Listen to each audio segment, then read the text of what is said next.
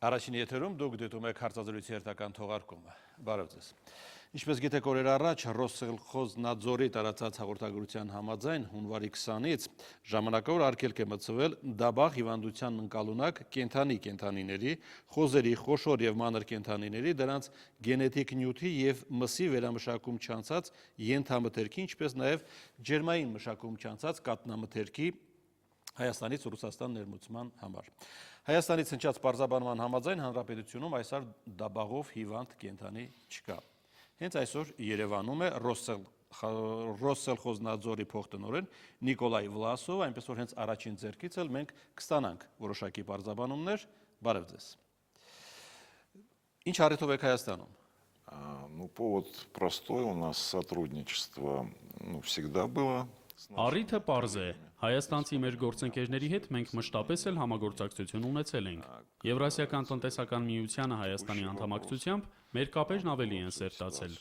Այցիս պատճառները մի քանիսն են։ Նախ անհրաժեշտ է քննարկել ընթացիկ հարցերը, այդ թվում Հայաստանում դաբաղի բռնկման հետ կապված իրավիճակը։ Այցիս կարևոր առիթներից մեկն էլ անասնաբուժական լաբորատորիայի վերականգնման ու զարգացման հարցերն են։ Այն դիագնոստիկ է եւ ոչ թե սննդի անվտանգության, եւ կառուցվել է դեռևս խորհրդային տարիներին։ Которая еще была построена в советское время. Մեզ ճիշտ ասած մի քիչ զարմացրեց, թե ինչու է այդ հայտարարությունը հնչել Ռուսաստանից։ По ограничению, просто я хотел бы сразу сказать. Ինչ վերաբերում է սահմանափակումներին, կցանկանայի միանգամից նշել։ Այժմ գործող համակարգի շրջանակում, որում մենք բոլորս ներառված ենք, այն սահմանափակումները, որոնք ներկայացվում են որպես այդպիսին, իրականում սահմանափակումներ չեն։ Հայաստանի հետ կապված դեպքն էլ այդպիսին է։ Ուշադրություն դարձրեք, թե ինչի նկատմամբ ինչպիսի սահմանափակումներ են կիրառվել։ Բոլոր այն մթերքները, որոնք անցնում են ջերմային կամ այլ մշակում, ինչի արդյունքում դաբաղի հարուցիչը չեզոքացվում է, սահմանափակումների չեն ենթարկվել։ Օրինակ Հայաստանից Ռուսաստան արտահանվող կաթնամթերքն արգելքի տակ չէ, քանի որ այն պաստերացված կաթից պատրաստված արտադրանք է։ Պանիրը ևս, որը պատրաստման ընթացքում ջերմային մշակման է ենթարկվում եւ վարակ չի կրում, արգելքի տակ չէ։ Մեր որոշումներում դրանք սահմանափակումների ցանկից դուրս են բերված։ Անկամ մսամթերքը, որը դաբաղի տեսանկյունից ամենավտանգավոր արտադրանքն է, մենք դասակարգել ենք։ Անոսկոր միսը եւ դրանից պատրաստված մսամթերքը, այսինքն առանց ոսկորի եւ ավշային հյուսվածքների միսը, որն անցել է հատուկ տեխնոլոգիական ընթացակարգեր, իսկ այդ միսը գործնականում ամբողջությամբ անցնում է այդ ընթացակարգերը, եւս կարող է առանց սահմանափակումների ներկրվել։ Սահմանափակումները վերաբերում են կենդանի-կենդանիներին, ինչը Հայաստանը չի արտահանում Ռուսաստան։ Այսինքն սահմանափակումներ կան, բայց եւ չկան։ Սա բնականon գործընթաց է եւ ընդգրկում է ամբողջ տարածաշրջանը։ Այժմ մենք մեր հայ գործընկերների հետ կարող ենք փաստել, որ այս բռնկումից հետո իրավիճակը վերահսկելի է։ Հայաստանի նկատմամբ սահմանափակումները շուտով ամբողջապես կվերացվեն եւ կմնա միայն այն հատվածը, որտեղ գրանցվել է բռնկումը։ Սակայն այդ արտադրանքի տեղաշարժի սահմանափակումներ կլինեն նաեւ հենց Հայաստանի ներսում։ Но такие же ограничения, кстати, будут и внутри Армении на передвижение этих товаров. Պարզ է։ Իսկ նախկինում նման դեպքեր եղել են։ С Арменией. Да, конечно, еще даже если вспомнить советские времена. Այո, իհարկե, դեռևս խորհրդային տարիներին։ Հայաստանը յուրատեսակ դիրք ունի տարածաշրջանում, ձեր ճակատագիրն է այդպիսին։ Այն դարպաս է դեպի մերձավոր արևելք, իսկ այդ տարածաշրջանը մշտապես անհանգիստ է եղել։ Հարավային Կովկասն առհասարակ եւ խորհրդային տարիներին է անհանգիստ եղել եւ այսօր է շարունակում մնալ այդպիսին։ Եղել են նման դեպքեր եւ անկասկած ապագայում էլի կլինեն։ Բնականաբար մեր հայ գործընկերների հետ մենք միջոցներ կձեռնարկենք, որոնք նվազագույնի կհասցնեն ռիսկերը, բայց դրանք ամբողջապես չեն բացառի։ Այսինքն նման դեպքեր կարող է լինեն նաեւ առաջիկայում, բայց չարժե դրանք ողբերգականացնել եւ առավել եւս քաղաքականացնել։ Սա մեր ծառայությունների ընթացիկ աշխատանքն է։ Բավական է տեսնել, թե Ռուսաստանի Դաշնությունն ինչքան սահմանափակումներ է դրել սեփական տարածաշրջանների նկատմամբ։ Հայաստանի դեպքն այս համատեքստում աննշան է։ Это в случае с Арменией очень, так сказать, будет скромно выглядеть. Սովորաբար դաբաղի մասին լուրերին մենք սպասում ենք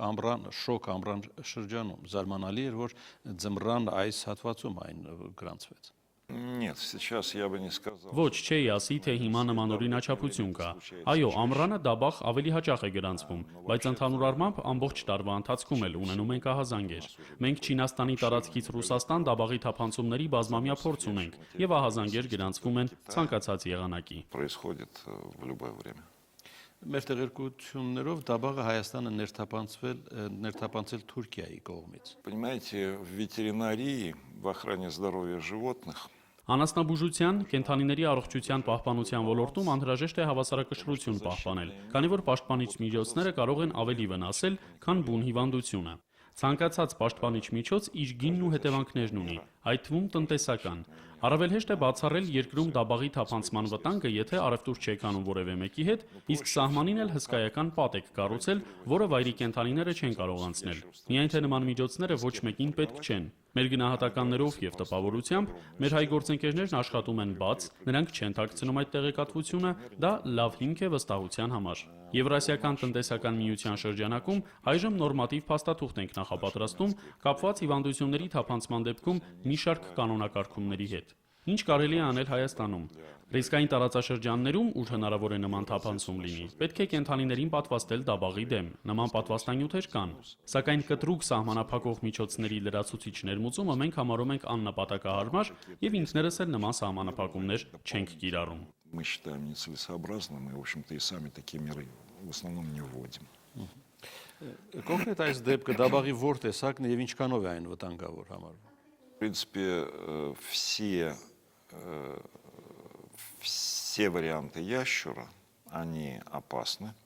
Դաբաղի բոլոր տեսակներն էլ վտանգավոր են։ Այն կենդանական ամենավտանգավոր հիվանդություններից մեկն է։ Սա Դաբաղի հայտնի վարակատեսակ է, սակայն վարակի գենետիկական այս տեսակը նոր է մեր տարածաշրջանի համար։ Այդ պատճառով դրա դեմ հին պատվաստանյութերն այդքան էլ արդյունավետ չեն։ Այժմ մենք Վլադիմիր քաղաքում նոր պատվաստանյութ ենք ստեղծել։ Այն մշակվել է վերջին բռնկմանն արձանագրված շտամի հիման վրա։ Մեր հայ գործընկերները մեզ փոխանցել են ախտաբանական նյութը, մենք առանձնացրել ենք վարակը եւ դրա հիման վրա մշակել պատվաստանյութը։ Դաբաղ հիվանդությունը վտանգավոր է միայն կենդանիների եւ ոչ մարդու համար, իսկ իրադրության պատշաճ կառավարման դեպքում հետևանքները հնարավոր է հասցնել նվազագույնի։ Но при должном менеджменте ситуации последствия могут быть очень такие,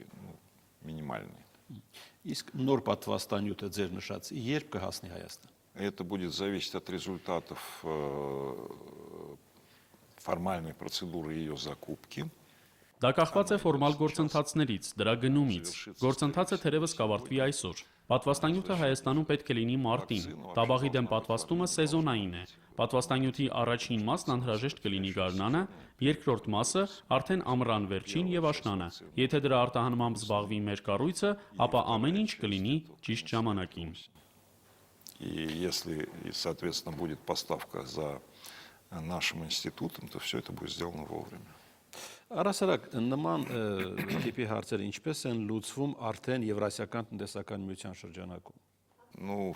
как разрешаются? Разрешаются обычно. Եվրասիական տնտեսական միության շրջանակում ստացվել է այնպես, որ Դաբաղի դեմ պատվաստանյութի արտադրություն ունի միայն Ռուսաստանը։ Խորհրդային ժամանակներում եւս այդպես էր, եւ դա հասկանալի է։ Դաբաղն այնքան վտանգավոր հիվանդություն է, որ սահմանափակ տարածությունում միաժամանակ տարբեր կառույցներում դրա հետ տարվող աշխատանքը ռիսկային է եւ խնդրահարույց։ Դաբաղի դեմ պատվաստանյութ արտահանողները շատ են։ Ռուսաստանում դրա արտադրությամբ զբաղված է երկու մեծ ձեռնարկություն։ Աշխարհում էլ շատ արտահանողներ կան, բայց նման հարցեր լուծելիս շատ կարևոր է պատվաստանյութի շտամի ճիշտ ընտրությունը։ Շտամերը պետք է լինեն ակտուալ, այսինքն հենց նրանք, որոնց պատճառով բռնկում է արձանագրվել։ Եվրասիական տնտեսական միության շրջանակում հարցը լուծվում է տարբեր եղանակներով։ Պատվաստանյութի ավանդական բաղադրությունը սովորաբար գնվում է մրցույթների եւ աճուրդների ընթացակարգերով։ Բայց երբ նոր վարակատեսակի են բախվում, հիմնականում գնում են այն միակ արտադրողից, որն ունի այդ շտամը։ Համապատասխան որոշումներ ընդունում է գնող երկրի կառավարությունը։ Փաստացի սա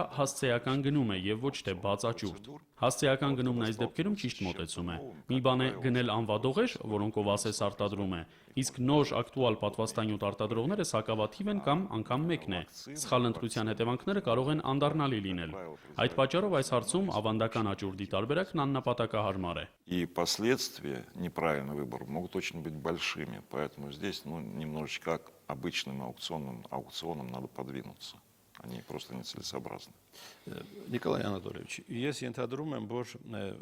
Հայաստանի եւ Ռուսաստանի այդ համապատասխան կառույցների գործունեությունը ուղղակի ազդեցություն կարող է ունենալ տնտեսական շուկաների վրա։ Հիմա կա այդ ազդեցությունը թե չկա։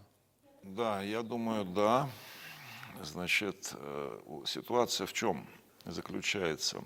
Կարծում եմ այո, Բանն այն է, որ Հայաստանի կամ Ռուսաստանի ցանկացած տարածաշրջան, անգամ Հայաստանը կամ Բելարուսն ամբողջապես, Եվրասիական տնտեսական միության շրջանակում լայն շուկայի հասանելիություն ունեն։ Այն ծավալուն է, աշխարհագրորեն մեծ չափերի։ Ինչպես այս կյանքում ցանկացած այլ բան, այդ դրական հանգամանքն էլ իր գինն ունի։ Դեպի այդ հսկայական տարածություն մուտք ունենալու դեպքում անհրաժեշտ է անվտանգության ապահովման հարցում հստակ աշխատանք, քանի որ խնդրի առաջացման դեպքում հնարավոր վնասը մեծածավալ կլինի։ Հեռանկարները մենք դրական ենք գնահատում, քանի որ ի տարբերություն Ռուսաստանի, Հայաստանն ավելի ճկուն է կազմակերպել սննդի անվտանգության եւ անասնաբուժական վերահսկողության ծառայությունները։ Ձեր կառավարման կառույցն ավելի հստակ է ու պարզ, քան մերը։ Մենք ունենք այդ հարցով զբաղվող մի քանի տասնյակ գերատեսչություն, դուք ընդամենը մեկը։ Եթե դիտարկենք կենդանիների առողջության միջազգային կազմակերպության սահմանած չափորոշիչները, հիմնական սկզբունքներից մեկը, որով մի ծառայությունը գնահատում է մյուսի արդյունավետությունը, այն է, թե արդյոք այդ ծառայությունը տիրապետում է օրենսդրորեն ամրագրված լիազորությունների փաթեթին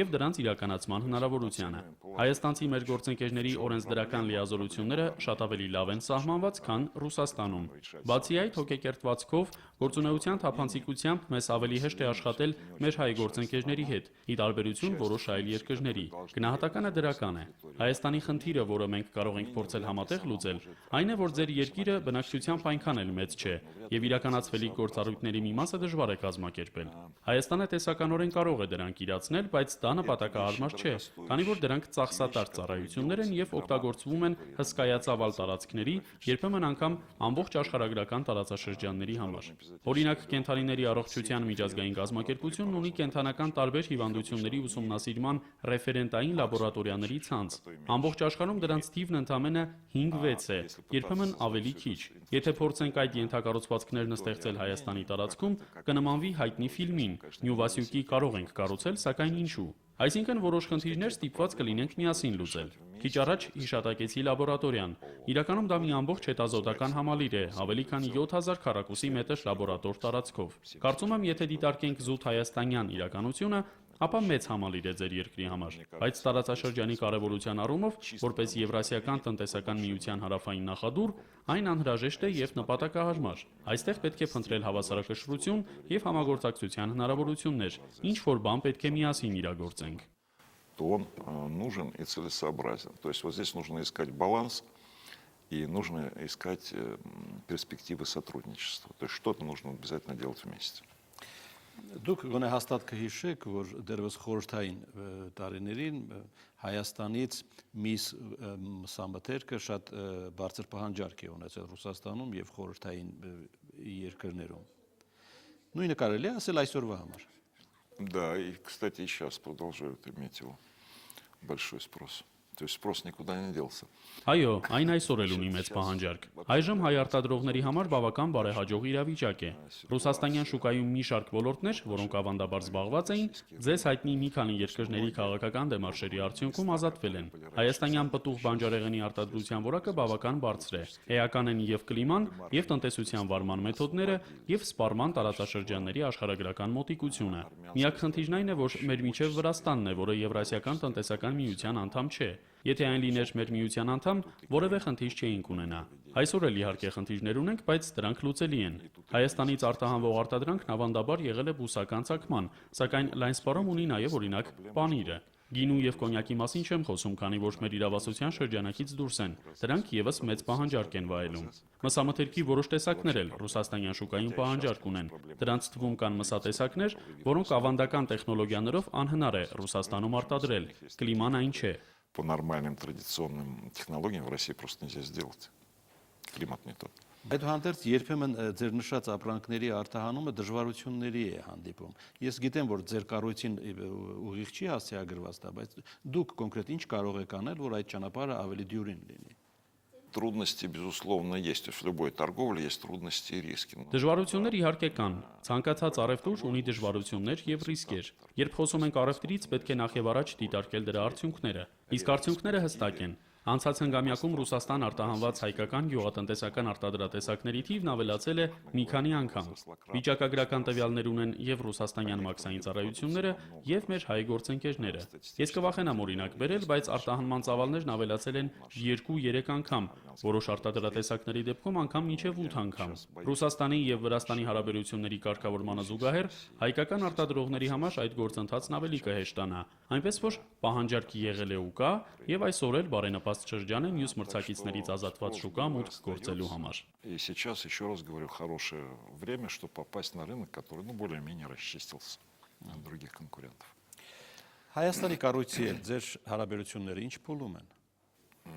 Я не знаю, трудно назвать это этапом. Դժվար է դա փուլ անվանել։ Այն անընդմեջ գործընթաց է եւ հարուստ պատմություն ունի։ Այժմ այն զարգանում է։ Քանի որ Հայաստանն անդամակցել է Եվրասիական տնտեսական միությանը, բնականաբար մեր նորմատիվ դաշտը նույնացվել է։ Այժմ Ռուսաստանը պետք է մասնակցություն ունենա մեր հայ գործընկերների ապահովվածության բարձրացմանը, ի թիվս մյուս կազմակերպությունների։ Ես գիտեմ, որ այստեղ աշխատում են Համաշխարհային բանկն ու Պարենի եւ գյուղատնտեսության կազմակերպությունը։ Մենք եւս որոշակի ջանքեր կներդնենք այդ գործում եւ հերանեկարում մենք կունենանք մի իրավիճակ, երբ ծառայության որակը Եվրասիական տնտեսական միության ամբողջ տարածքում կլինի միանման։ Իհարկե, այդ ճանապարհը բարդ է, բայց այն պետք է սկսել։ Եթե մեր միությունում մենք թույլ օղակներ ունենանք, դրանից կտուժենք բոլորս։ Կարծում եմ Հայաստանի հետ այդ ճանապարհը հեշտ կլինի անցնել։ Вот это будет то место, через которое мы все будем получать неприятности.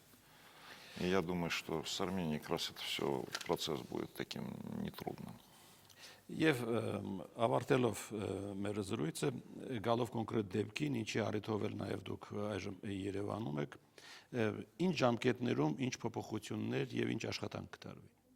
Я еще раз хотел подчеркнуть, что реальных-то ограничений как раз в торговле никаких нет. Ուզում եմ կրկնել, որ առևտրի մեջ իրական սահմանափակումներ չկան, քանի որ առևտուրն ընթանում է այն ապրանքատեսակներով, որոնց վրա արգելք չի դրվել։ Մեր հայ գործընկերների հետ մենք շարունակում ենք աշխատանքը։ Բռնկումը վերահսկելի է։ Առաջնային օջախից բացի վարակը որևէ այլ տեղ չի թափանցել։ Դերևս այս ամիս արգելքը կպահպանվի միայն սահմանափակ տարածքում, այնտեղ, որտեղ արձանագրվել է բռնկումը։ Իսկ մյուս տարածաշրջաններից այն կհանվի։ Սա ֆորմալ պատժամիջոց է։ Մենք մշտապես այդպես ենք վարվում, որ արտադրողներն ու քաղաքացիները չզարմանան, երբ չկարողանան որևէ ապրանք մաքսազերծել։ Սա ավելի շատ տեղեկատվական բնույթ է կրում, որ եթե որևէ մեկն ուզում է Ռուսաստանի տարածք ոչխար կամ կով ներմուծել, չանի այդ։ Այդպիսին է իրավիճակը։ Սահմանափակման տակ գտնվող տարածքը կտրուկ կնվազեցվի։ Я думаю, что дело месяца и площадь, который под ограничением, будет резко сужена. Շնորհակալություն բարձրաբանումների համար եւ մեր հրավերը չմերժելու համար։ Այսքանը այսպեսին էր հարցազրույցի այս թողարկումը, իմ զրուցակիցն այսօր Ռոսխոզնադզորի փոխտնօրեն Նիկոլայ Վլասովը։ Հաջողություն։